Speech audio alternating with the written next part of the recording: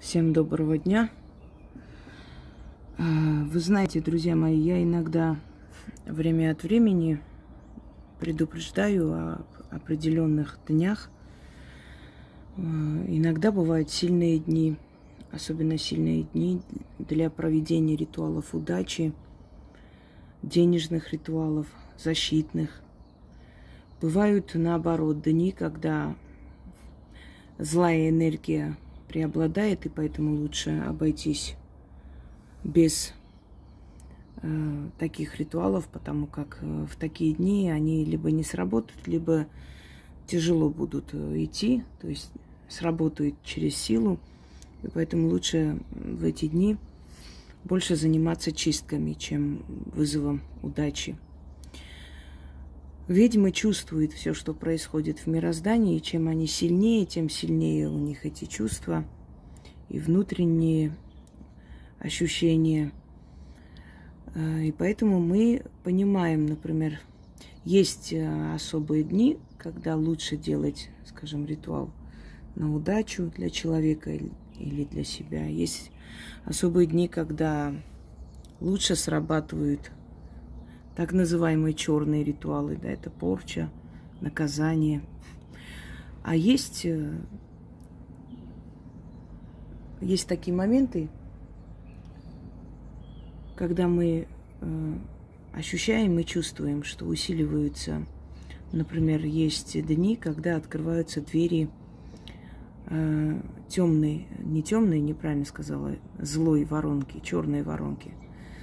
Так называемое царство зла, откуда приходят злые души, откуда приходят духи зла, приносящие с собой тревогу, приносящие с собой вред людям. Собственно говоря, они часть мироздания, и никуда от них не деться, они тоже существуют и присутствуют в нашей жизни. Вот сейчас я хочу вам сказать, что открытие этой воронки, открытие этих врат, черных врат, сейчас происходит в данный момент с 25 апреля до 3 мая. Это будет идти. Что это означает? Это означает, что духи зла активизируются.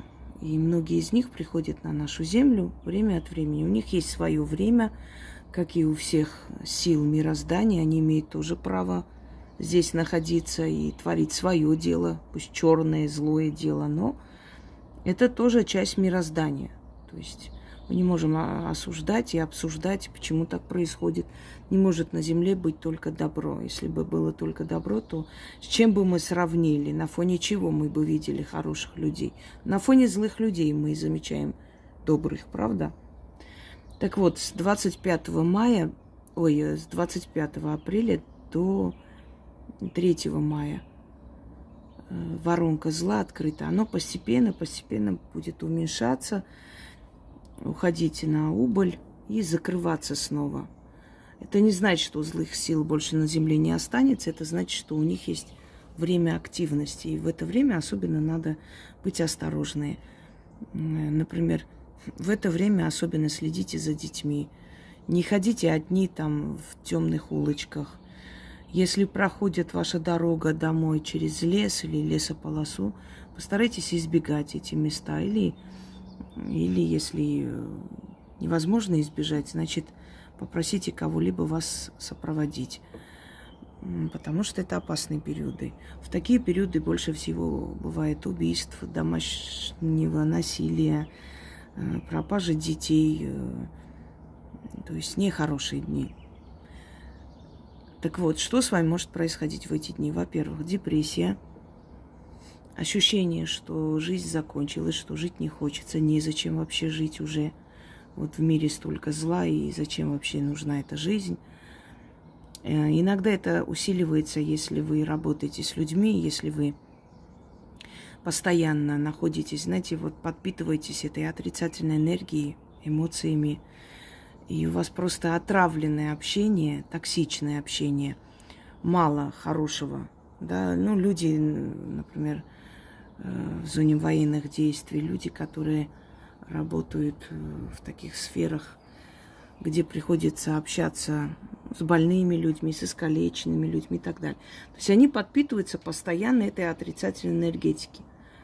И, естественно, они самые такой, знаете, как их называют, все, забыла уже, категория риска, наверное, да, так. Далее. Происходит следующее. Депрессивное состояние, панические атаки, головные боли, усталость, ссоры в доме, ссоры на работе, нежелание жить. Ужасное такое вот злобное ощущение внутреннее прям распирает от злости. Не знает человек, куда себя деть, что делать, как себя вести. Одним словом, все это состояние обусловлено тем, что сейчас особенно активны духи зла. И они, естественно, приходя в вашу жизнь, они отдают вам такую злую энергию, внушая вам мысли суицидальные, внушая вам мысли ненужности в этом мире, депрессивности, пассивности, подавленности и так далее. Вы должны понимать, что когда такое начинается, это не от вас зависит. Это потом уходит так быстро, что вы даже не замечаете, как оно выходит. Просто, исчезает, как будто и не было. Потому что они просто, активность теряется, и они уходят. И человек начинает себя плохо чувствовать, начинает себя винить в том, что сорвал злость на домочадцев. То есть чувство вины начинается. Дальше продолжается вот это вот гаввах, собирание боли, энергии боли. Держите себя в руках в эти дни. Будьте просто осторожны. И знайте, что вот эти мысли, это нервотрепка, это ругань в доме и депрессивное состояние, это вам внушает, что на самом деле картина вашей жизни совершенно иная. Вам эти силы просто внушают вот эту вот мысль. Они собирают таким образом вот эту дань болью. Что делать? Проведите чистки, вам станет легче. Самое интересное, что и чистки не хочется проводить. У людей просто, такое ощущение отчаяния и нежелания, злости. То есть они даже бороться за себя не хотят. Вот просто подавленность. Надо себя заставить. И в конце концов, если не получается, вот естественным образом возьмите просто успокоительный в эти дни. Не нужно быть очень самоуверенными. Наш организм тоже нуждается в помощи. Иногда наша нервная система тоже нуждается в том, чтобы исцелить, излечить, привести в порядок. Так что если нет возможности по-другому привести себя, вернуть себя в ряды, то попробуйте таким образом. Одним словом, эти дни не очень хорошие, тяжелые, поэтому особо важных решений в эти дни не принимайте. И знайте, что все ваши мысли, чувства и подавленность – это не ваши мысли, не ваши чувства, не ваши желания. Это вам внушают те силы, которые активизируются время от времени. У них есть свое время во Вселенной, они имеют на это право. Их отпускают, дают им больше воли. Но, видимо, Вселенной так нужно. Может быть, для того, чтобы сделать человека сильнее. Знаете, хочешь сделать человека сильнее, дай ему побольше бедствий. И он обязательно выйдет оттуда уже сильным. Что-то в этом роде. Одним словом, будьте в курсе дела. И если не можете справиться с чувствами, то возьмите успокоительное. Потому что эти дни тяжелые. Особенно пик придет на завтра. А потом постепенно начнет уходить, уменьшаться. И так и пройдет. И вы сами потом удивитесь тому, что вот как так я могла там думать, и почему у меня были такие срывы. Собственно говоря. Всем удачи, всех благ и берегите себя.